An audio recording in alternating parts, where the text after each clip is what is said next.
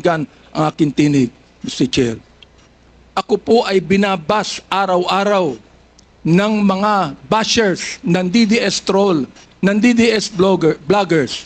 Minumura itong taong ito. Sinisira ang aking reputasyon. Minumura po ako ng katulad ng inyong pagmumura, Mr. President. Hindi ko campaign for you. Many of the pastors of the Baptist community voted for you. Gusto ko pong marinig ito na mga DDS trolls at DDS vloggers na tumitira sa amin at sinisira ang aking reputasyon.